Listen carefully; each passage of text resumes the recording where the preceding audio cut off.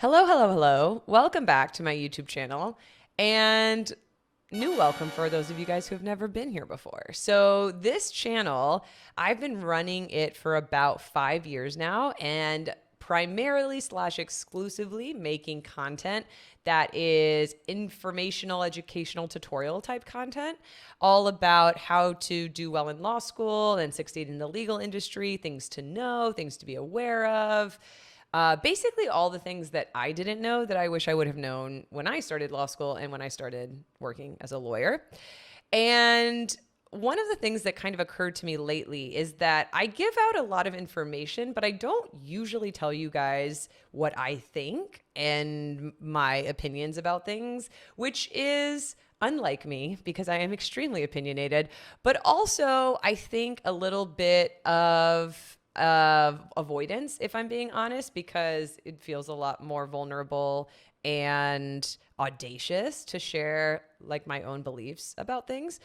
And if I'm being honest, I started this YouTube channel 5 years ago because I had so many strong feelings about shit that was broken in the law school and legal industries.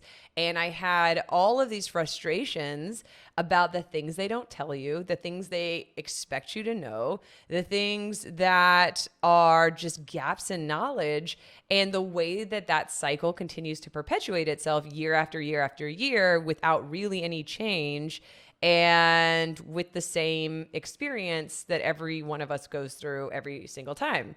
And I thought that that was kind of ridiculous. And so the idea behind the channel was to start to shed light or to try to help shed light on some of these things, these gaps in knowledge, these unknowns, these ridiculous expectations with no actual resources or education attached to them. So that was the idea behind the YouTube channel. But now that I feel like I've talked about a lot of things, like I've made over 100 videos now, which is real nuts to say. And I probably could continue to come up with things to talk about or like educational pieces. I mean, the list is really endless, especially when it comes to law school strategy and new lawyer strategy and all of that. But one of the things, like I mentioned, I do not talk about, I have not talked about, are my opinions about these things.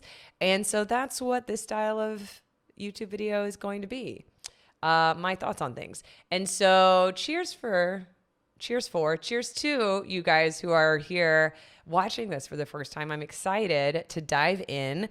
And we're going to start off with something not controversial at all and not at all provocative. And it's why slash how all of your law school professors are lying to you.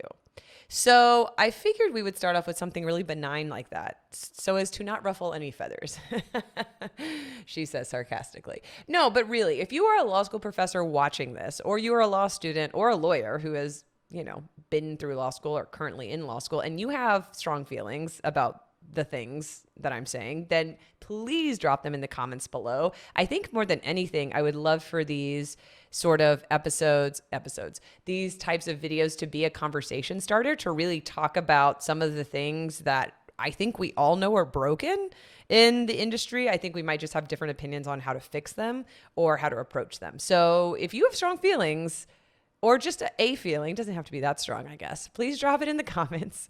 And we can kind of start a conversation around this. So to give some context to this conversation, my sense is that law school professors fall into one of three categories. The first category are the law school professors that do not see it as their job to help you learn how to learn, right? Learn how to study, learn how to take final exams, learn how to prepare, none of the things, right? It's their job to teach you the material, if they even do that. And it is not their job to teach you how to read or how to draft a case brief or how to create an outline or how to take a practice problem, right? The second group of professors are those that actually do want to help, that they actually do want to give you pointers and tips and insight into how to do some of these different study steps, but they're pretty terrible at it. And so a lot of the advice they give is really bad advice because they're coming at it from a perspective of a professor. They're not coming at it from a perspective of a law student. And a lot of them, frankly, from what I've seen and heard, and experienced don't remember what it was like 15, 20, 25 years ago when they were a brand new law student starting out, and the absolute insane time pressure and material dump and complexity and stress and all of the things that are part of the new law student experience. And so they're giving you this advice from the perspective of themselves, what would be nice for them, what would create a good environment for them, what would almost be like this utopian, if we had all the time and energy and space in the world, how law school would ideally be run. And that's not helpful because that's not realistic and that's not the world we're living in. And they tend to give a lot of advice that wastes time, or that just unrealistically puts like steps and pressure and expectations on you. And then the third group of professors are those that intentionally hide the ball, that absolutely know what they're doing, and they either are not transparent with what they want or what they think would make you successful, or they straight up tell you misleading statements about either how to study, how to prepare, what they're looking for, or how to be successful in their class. Now, I realize that all three of those are terrible groups to be in, and there's probably a subsection of professor that helps and does it well. It's just, I cannot even think of one example. I can't even think of one example where that has happened. And it's so few and far between that I would say that's the exception rather than the rule. And so I think there should be a healthy level of skepticism when you hear your professor talk about anything strategy related, meaning study strategy related or final exam strategy related, because most of what is coming out of their mouth is more harmful than helpful. And some of them mean it to be that way, and some of them don't mean it to be that way. But that's what I have consistently seen, especially from students who have come to me telling me what their professor says that they should do. And it's really, really terrible advice. And so I see this playing out in three main areas. And the first one is the reading, and specifically professors telling you how important the reading is and how you absolutely must read for class. And so when we talk about law school, the assignments that you are assigned to read for class are not in a textbook. So what we traditionally think of in college or grad school, what you're assigned to read are what we call cases, which is such a misnomer because they're not cases themselves. What they are written judicial opinions resolving a dispute between two parties in a litigation.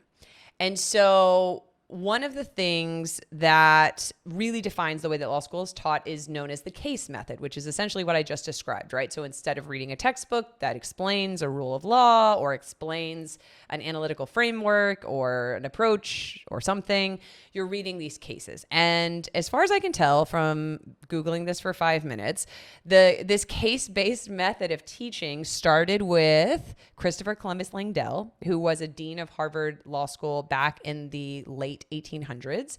And he apparently compiled a book of lots of different cases and gave them to the students to read, and thus the case-based method was born.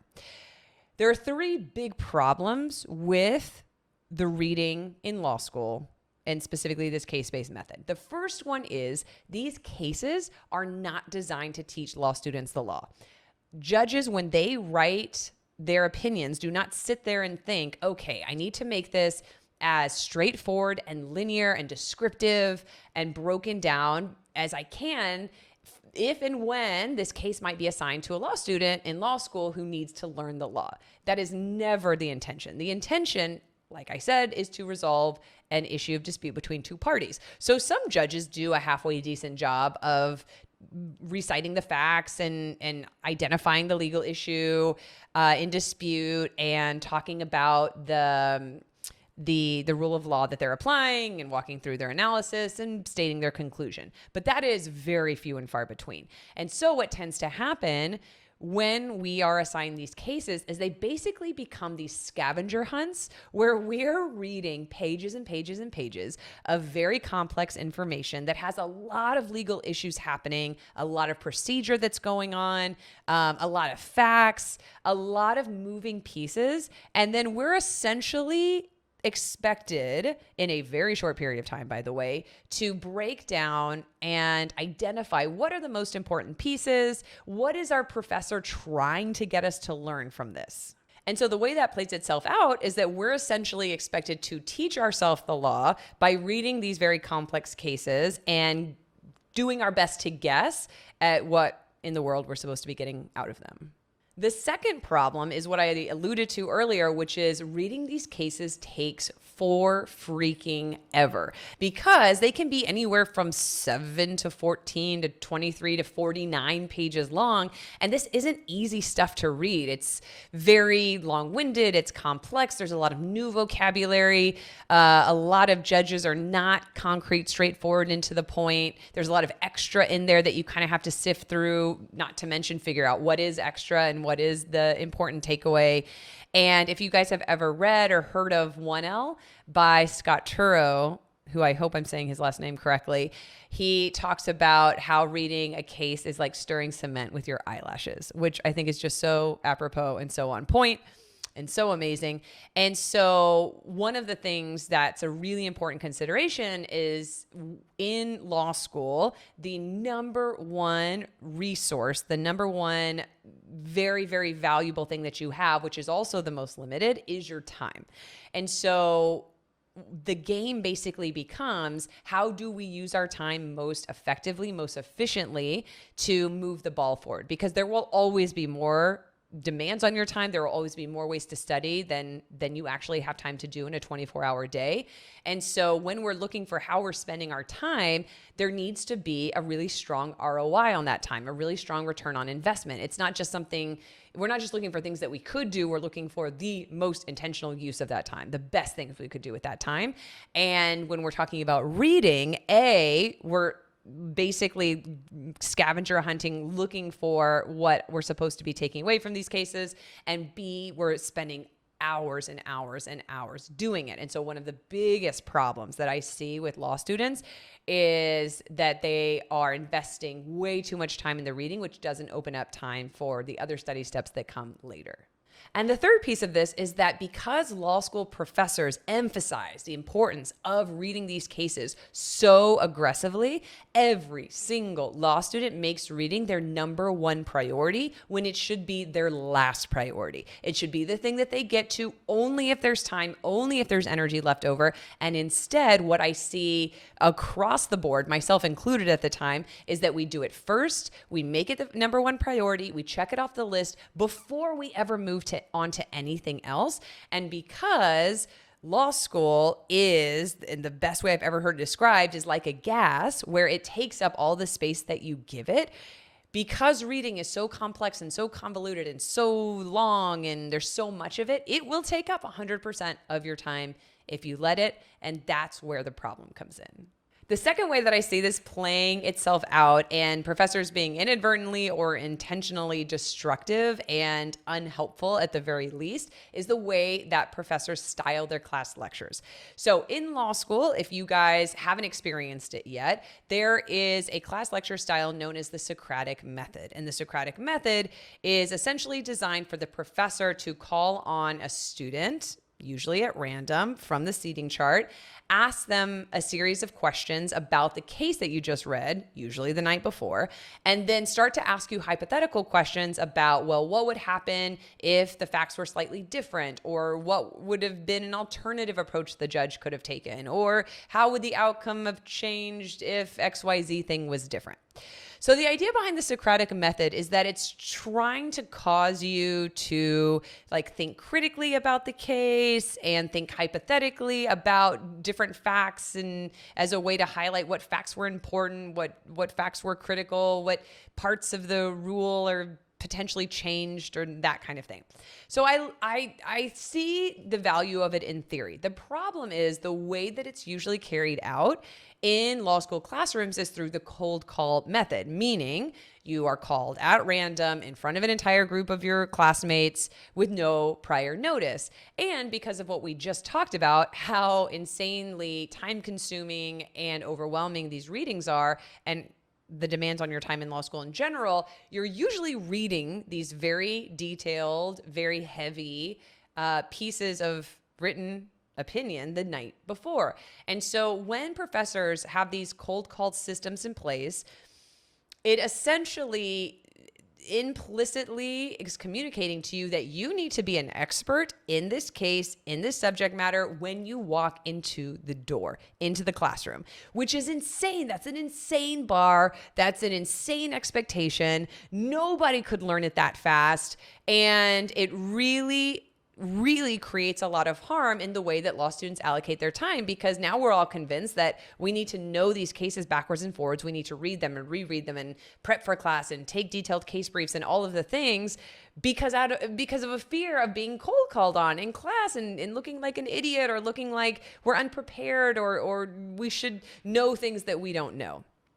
And so it is true that law school professors approach cold calling and approach Socratic method a little bit differently, right? So some professors will tell you when you're on call. Some professors will put a whole section or a whole row on call. Some professors, if you don't know the answer, they'll just move on. Some professors will allow for volunteers and that kind of thing, which is great.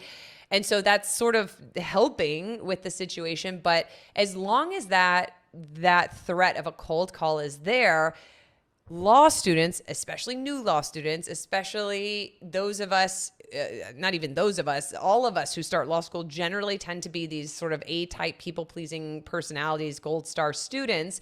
And so in no universe would we ever want to let our professor down or show up unprepared or not do the work. And so it just perpetuates this belief, this expectation, and then this allocation of time to be experts when we walk into the room.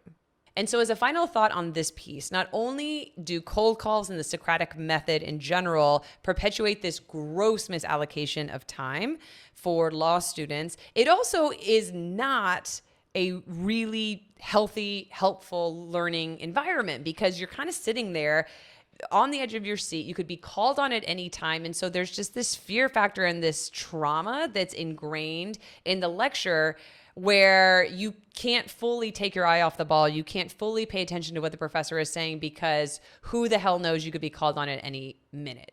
And so any type of value that I would even be willing to concede in terms of the back and forth of the Socratic method, I think is totally cannibalized by the harm that it causes. The one way I think that it could potentially work, and if I were a professor, this is how I would do it, is maybe like one of two or three things. So the cold call Socratic method style would either be volunteer based. So only those people who wanted to actually engage in this dialogue would have to. It could be where you sign up for a day. So you are only called on one day in the entire semester, and you get to decide what day that is. So you can add extra time to your schedule to really dig into the cases, really become an expert in them, and have a really helpful, vibrant dialogue, which is what the professors ostensibly want. Or maybe I would do like if you volunteer at least one day out of the semester, then you get to like come to like a coffee with the professor or dinner at the professor's house or something. But basically make it like an award-based system, like a positive reinforcement type system, not like whatever the opposite of that is, where you're punished, a punishment-based system, a humiliation-based system, where the whole point is to frighten you into reading or scare you into over-allocating time on this, and create a learning environment that's based in trauma and fear, which sounds awful because it is. The second point under this class lecture piece of your professors are lying to you, which now I realize is kind of a combination of your professors are doing it wrong and not doing a good job / your professors are lying to you. But regardless, we'll stick with the theme of your professors are lying to you, because that actually applies really appropriately to this next piece, which is how to take notes in class, which sounds really basic and it sounds really superficial, but it is so freaking important. And so when we talk about class notes in class, in the lecture, probably 99.9% of professors will tell you that it's better to take handwritten notes than it is to take typed notes. Some professors go so far as to actually ban laptops from the classroom or ban all electronics from the classroom. Now, The best that I can figure out as to why law school professors do this, or why whole law schools do this, is because of this study that came out in 2014 that went viral. And it was by Pam Mueller of Princeton University and Daniel Oppenheimer of the University of California. And it was called "The Pen is Mightier Than the Keyboard: Advantages of Longhand Over Laptop Note Taking." And so essentially, it was a study that they did that concluded that people who took handwritten notes were processing the information more deeply, more effectively than people who were taking typed notes, and specifically taking transcript style notes typed. And here's the thing. There's no part of me that doesn't believe that that is true. That if you are in the moment and you're taking handwritten notes and only writing down the things, quote unquote, that are important, which is a whole nother conversation, over transcript style typed notes, that you are probably processing the information better or more deeply in the moment. But here's the problem. That study tested students, two things. That study showed a group of people 15-minute TED Talk videos and then tested them like 30 minutes later, and concluded that the people who took handwritten notes over the people who typed transcript style notes understood the information better, more deeply, etc. And then they did the study a second time, and instead of testing people 30 minutes after, they tested people at the end of the week, and still concluded the same thing. The people who handwrote their notes like processed it better and more deeply and all of the things. The problem is, in law school, we are not tested on material 30 minutes after we learn it. And we're definitely not tested on material. I should have swapped those two. But we're also not tested on material a week after we learn it. We are tested on material 4 months after we learn it, maximum, right? Beginning of the semester. It could be 3 months, 2 months, 1 month, but it's a long freaking period of time because most law schools still have that one final exam at the end of the semester that's 100% of your grade. Not to mention, we're not being tested on 15-minute TED Talk videos that are nice and fun to watch. We are being pummeled with crazy amounts of information every day, every week that keeps coming. And so if you think that sitting in class and processing that information in class has any hope of being remembered 4 months later, I think that's insane. There's no way that our brain, speaking completely from a non-neuroscientist perspective, but anecdotally and experientially, no way you're going to remember everything you learned in class 4 months later. And so if you don't capture it in the moment, it is gone. There's just no way. It's the too much information coming at you too fast, too often. So I take really, really strong issue with that mentality and sort of that theory and that approach that taking typed notes in class is bad or wrong or worse in any way. Now, I will concede that having your laptop in class potentially / likely causes distraction, right? So if you have your laptop and you also have access to Wi-Fi, then there is the opportunity to like check social media and check emails and like work on something else and whatever, chat to people and all of the things. That being said, so I guess I will say, if you are someone who knows that you get distracted easily, then sure, either turn off the Wi-Fi capabilities or get the apps that prevent you from navigating away from the tab, or handwrite notes if none of those actually work for you. But so many of us do have the ability to, I will say that is the exception that I see with students, not the rule. It is the exception that people need to completely turn off all access to electronics in order to focus on what the professor is saying. And if that's you, awesome. You'll figure that out about yourself really quickly, or you'll know that about yourself going in. But for the vast majority of us, we can pay attention in class with a laptop in front of us. And it is just so incredibly valuable, the ability to get down what is coming out of your professor's mouth. And this kind of goes into probably a whole nother conversation / topic, but what is coming out of your professor's mouth in that lecture is absolute gold. It is the most important information period in that class, because this is the person, this is the human who's going to write your final exam. This is the person who has planned this class lecture, has likely created an outline, is lecturing off of that outline, and is telling you what they want you to know. And so getting that down, capturing that information on the page is wildly valuable. And I think class notes are the most overlooked and underrated piece of the study process, because I think a lot of us approach them as sort of like a take it or leave it. I'll write down some of the stuff and skip some of the other stuff, and or I'll play the game of trying to guess what I think is important, which is a terrible idea. Or I'll try to guess what I think the professor is going to test on. Like, same thing, terrible idea. And so what I always recommend to my students, and my favorite way to take class notes, are typed transcript style notes, meaning where you're trying to get down every single word coming out of that professor's mouth as fast as we possibly can, so that we can capture it and then work with it later. Because if it doesn't get on that page, it's going to be gone. There's just no way you're going to remember it. And I've had too many scenarios where students have come to me saying, I took notes trying to decipher what I think is the most important thing. And then this, an entire exam question covered something my professor said for 3 seconds or 30 seconds, one class, 19 months ago. Not literally, but kind of.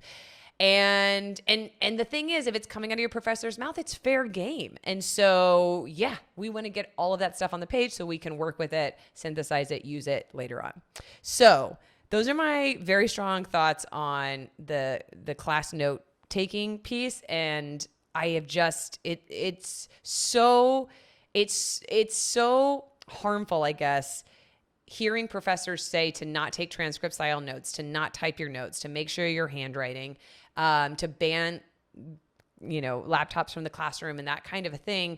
And some professors get really aggressive about it. So one student of mine recently told me that their contracts professor told them that students who handwrite their notes always get better grades in his class. And so you can type them, but like at your own risk, the implication is you're going to not do well. You're not going to get one of the top grades.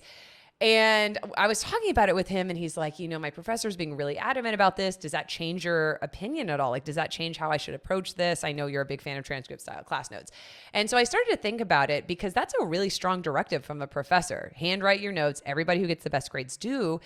And here's what we worked through together. And the answer was no, it doesn't change my opinion, because from personal experience and anecdotal experience with students, I just cannot imagine any scenario in which you're taking more discrete or more selective notes by hand than being able to get down everything that the professor is saying. And I wonder if, in this very specific scenario, there's more of a correlation between people who handwrite and get top grades than there is causation, right? So maybe people who, maybe everybody, like 98% of the students handwrite their notes. And so by default in that class, people who handwrite their notes are going to get the top grades, because they're also going to get all of the grades, right? So there's that consideration. But also, if the professor is telling you that you should handwrite your notes, the people who tend to care a lot about grades, who are very high achievers, very academically focused, I know because I am one of them, and we're motivated by grades and doing well in class, and most law students are, that's why we continue on to law school, are also people pleasers, and we're also rule followers by nature. And so it could very well be that people who absolutely want to follow the professor's directive and do what the professor says and be the best student they can are going to listen to him and handwrite their notes and get the best grades. But are they getting the best grades because they're handwriting their notes, or are they getting the best grades because they have all of these inherent characteristics that make them a really good student who works hard and cares a lot and puts a lot of hours in and goes after it, right? So anyway, that's one very sort of tangent story. But just to highlight the fact that no, even if a professor is really adamant about it, it does not change my opinion on it. And I do think that it is that professors are doing their students a disservice by continuing this narrative that handwriting is better specifically for law school, specifically in this context, for doing well on final exams. At the very least, what professors could say is, if you know you are someone who tends to get distracted by everything available on your laptop, everything available online, then think about turning off Wi-Fi, closing down your tabs, handwriting if you have to. But that's only for a very select number of students who know or find out very quickly that the distractions are more of a hindrance in typing than the benefit of what comes from typing transcript style class notes. And the third way that your law school professors are lying to you is when it comes to final exams. And this is by far the one that makes me the angriest and the most frustrated, because law school final exams are the end all be all when it comes to getting grades in law school. We have one final exam. It's at the end of the semester. It's usually 100% of our grade, which means that the 4 months of blood, sweat, tears, long nights, weekends, time away from family, friends, and things that we love comes down to this 3 to 4 hour final exam. And what is so crazy about it is how non-transparent law school professors are when it comes to how to write these things, what they want, what they're looking for, how they grade. It's so nuts. It's really, really, really nuts. And this has, as far as I can tell, has never changed. It's been this way for 100+ years. It's never really gotten better or changed. And it's crazy. It's really crazy. Especially when we kind of get into the conversation of our grades as law students are the most powerful ammo, the most powerful marketing ammo that we have to get hired. And specifically when we talk about those like higher paying jobs, more prestigious, more competitive jobs, it's the grades. And so if the grades come down to the final exam and the final exam is determined by this like veil of secrecy, that's a freaking problem. So anyway, when it comes to final exams, professors say a lot of things. I have never found a professor, either personally or through any interactions that my students have told me, where I feel like the professor is giving the whole story. And so some professors will say things like, well, I guess maybe a place to start is most professors won't tell you anything about the final exam. They won't tell you how they want their answers written. They won't tell you what the difference between an A answer and a B answer and a C answer is. They won't tell you that they have any, I was going to say unconscious biases, which I guess theoretically they wouldn't know, but conscious biases they have in terms of writing style or argument style. And so most professors won't tell you anything. Some professors will, and it's still unhelpful, which kind of goes back to those three categories of professors who feel like it's not their job to tell you, professors who do want to help, but help in a bad way, and professors who are intentionally holding their cards really close to the vest and not telling you things. And that absolutely plays out in final exams. And so we have the professors who don't feel like it's their job to teach you, in which case, whose job is it to teach you? Because that's the biggest piece missing from the law school curriculum is strategy, study strategy, final exam strategy. Some orientations will cover it very briefly, but the final exam writing process is so multi-layered. Like it's an art, it's a science, it's a skill set. It just like there's so many pieces to writing a really good / high point maximizing final exam. Some professors will tell you things. This is actually maybe even more harmful. They'll tell you things that are just not true, or they're not telling you the whole story. And so I've had students come to me saying things like, professors will say that they don't care about the writing style, right? And then you look at the exams that got the highest grades, and they're just like these beautifully written exams. Or some professors will say, don't worry about issue spotting as much. I write the exam to be impossible to finish, so don't focus on the issue spotting, just focus on showing me that you understand the material for the issues that you do spot, right?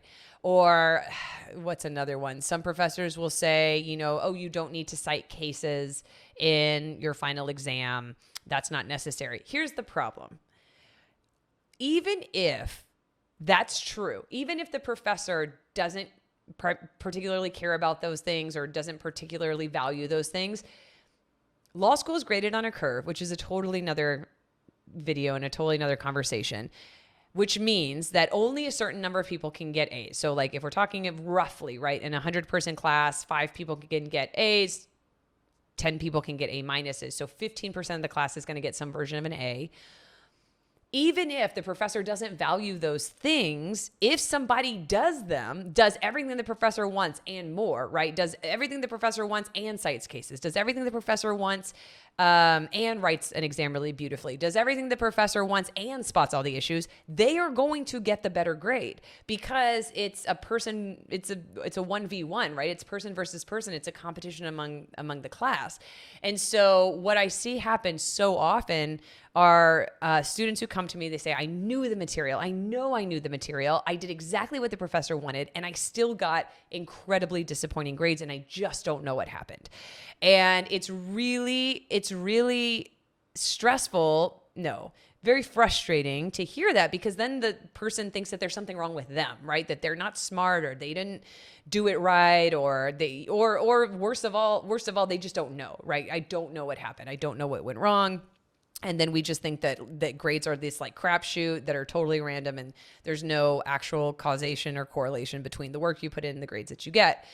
And so that's my biggest beef with law school professors and the way they talk or don't talk about final exams is I've never heard a professor be completely transparent about the fact that here are things that here's the way that I want this thing written. Here's my grading rubric. I don't know that I've ever seen a professor actually give out their grading rubric. Here are the things I'm giving points for. Here's the way I'm breaking it down. And just so you guys know, even though I value these things, even though I give the point distribution this way, this is graded on a curve. So at the end of the day, even if somebody does all these things, but somebody else does them better or does these things plus more or does, goes in depth on analyzing every issue, but also spots more issues than you, they're going to get a better grade because I am confined to grading on a curve. That's the way the whole system is set up. That's the way this law school is requiring me to grade. And so I'm not going to sit here and lie to you and tell you if you do all these things, you're going to get an A, because I can't guarantee that that's true, right? Like if somebody does all of this but more, or does it but does it slightly better, they're going to get a higher grade than you. So I think that conversation needs to happen. I think that needs to be communicated way more aggressively, because I just hear it over and over and over, students coming to me and just at a total loss for what happened and where the gap was. And I have no idea. What went wrong. And so that's, multi-part. It's a lack of strategy, but it's also, more importantly, a lack of communication between the professor and their students.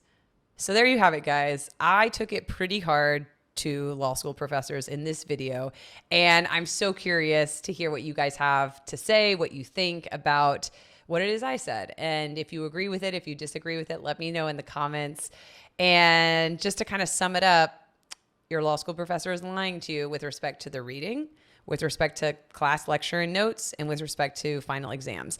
And my hope with starting this conversation or talking about this at all is to, hopefully start shedding light on the fact that your professors are not omnipotent. They are not all-knowing, all-powerful, and the best sources of information when it comes to doing well in law school or study and final exam strategy or best practices. They're humans. They're flawed. They're flawed in the way that they teach. They're flawed in the way that they write final exams. They're flawed in the way that they grade final exams. And so I think maybe the biggest takeaway is don't take your professors at their word just because they're your professors. I know it's extremely hard to do this your first semester or even your first year, but to begin to develop a filter and a skepticism so that you can analyze and critically think about what words are coming at you from them and which ones are true and which ones are helpful and which ones are off base. And I think, again, that's almost impossible to do on your own that first semester of law school without a mentor or without somebody who's been through it, and who gives good advice telling you those things.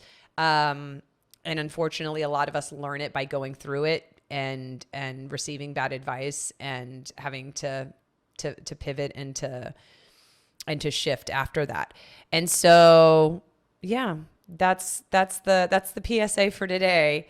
Your law professors are just people, and they mess up a lot. And I think that it's important that we hold them to a higher standard, honestly, in terms of the best way to learn this material, the best way to process this material, the best way to get the material on the page to get us points on final exams. I don't think it's enough for professors to just put their hands up and decline to take any responsibility for our learning, and our performance. If there is a lack of transparency or a lack of communication between them and the material and our performance on final exams, that means that there is a gap that they, in my opinion, need to do a better job of filling. So let me know what you guys think.